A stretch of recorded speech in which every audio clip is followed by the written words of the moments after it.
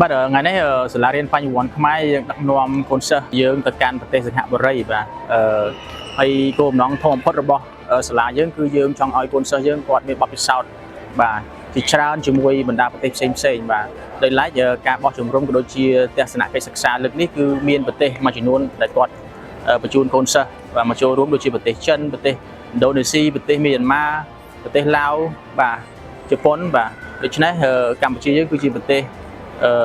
មួយដែលនៅក្នុងចំណោមនោះផងដែរបាទហើយកូនសិស្សយើងនឹងមានបទពិសោធន៍ក្នុងការចែកម្លែកវប្បធម៌ចែកម្លែកចំណេះដឹងនិងការធ្វើកិច្ចការងារផ្សេងបាទពីបណ្ដាប្រទេសផ្សេងទៀតបាទអញ្ចឹងខ្ញុំសង្ឃឹមយ៉ាងមុតមាំថាកូនសិស្សយើងនឹងទទួលបានចំណេះដឹងច្រើនពីការសិក្សារៀនសូត្រក៏ដូចជាវប្បធម៌ក៏ដូចជាអរិយធម៌ផ្សេងដែលពួកគាត់ទៅដល់ប្រទេសសិង្ហបុរីគាត់នឹងអង្គុយគាត់នឹងចែកម្លែកបទពិសោធន៍ពីគ្នាទៅវិញទៅមកបាទថ្ងៃនេះខ្ញុំពិតជាសប្បាយចិត្តមែនទែនដែលបានចូលរួមទស្សនកិច្ចសិក្សាទៅកាន់ប្រទេសសិង្ហបុរីទស្សនកិច្ចសិក្សានេះដែរខ្ញុំរំពឹងថាសិស្សានុសិស្សទាំងអស់នឹងទទួលបានចំណេះដឹងថ្មីតាមរយៈការចូលរួមជាមួយនឹងសកម្មភាពផ្សេងជាមួយនឹងសិស្សានុសិស្សនៅប្រទេសផ្សេងដែលបានចូលរួមក្នុងកម្មវិធីនេះផងដែរថ្ងៃនេះនាងខ្ញុំមានអារម្មណ៍សប្បាយរីករាយមែនតើដែលបានចូលរួមជាទស្សនកិច្ចទៅខាងប្រទេសសិង្ហបុរីដែលនេះគឺជាលើកទី2ហើយនៃសាលារៀនបញ្ញវន្តខ្មែរដែលបានធ្វើដំណើរដូចជានាំកូនសិស្សដើម្បីចូលរួមផ្លាស់ប្ដូរបទពិសោធន៍ក៏ដូចជាស្វែងយល់និងសិក្សាតាក់ទងជាមួយនឹងការសិក្សាថ្មីពីប្រទេសខាងក្រៅផងដែរហើយនាងខ្ញុំសង្ឃឹមយ៉ាងមុតមាំថានៅពេលដែលយើងត្រឡប់មកដល់ប្រទេសខ្មែរវិញនាងខ្ញុំអាចនឹងទទួលបានបទពិសោធន៍ថ្មីក៏ដូចជាបច្ចេកទេសក្នុងការបង្រៀនក៏ដូចជាតាក់ទងជាមួយនឹងផ្នែកអប់រំដើម្បីយកមកចែកម្លែកទៅកាន់លោកគ្រូអ្នកគ្រូក៏ដូចជាសិស្សរបស់សាលារៀនបញ្ញវន្តខ្មែរផងដែរនេះជាដំណើរ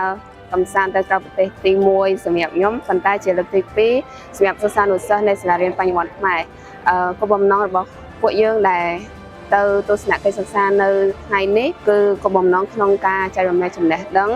ក៏ដូចជាវប្បធម៌ហើយយើងសង្ឃឹមថានៅពេលដែលយើងត្រឡប់មកវិញយើងអាចនឹងទទួលបានចំណេះដឹងថ្មីក៏ដូចជាសម្រាប់ខ្ញុំផ្ទាល់អាចខ្ញុំសង្ឃឹមថានឹងទទួលបានចំណេះដឹងថ្មីសម្រាប់ការសិក្សារបស់ខ្ញុំក៏ដូចជាការបរៀនផងដែរចំពោះកូនវិញគឺកាន់តែល្អពីព្រោះគាត់នឹងទទួលបាននៅបទពិសោធន៍ថ្មីចំណេះដឹងថ្មីក៏ដូចជាការប្រស្រ័យទាក់ទងជាមួយនឹងសិស្សានុសិស្ស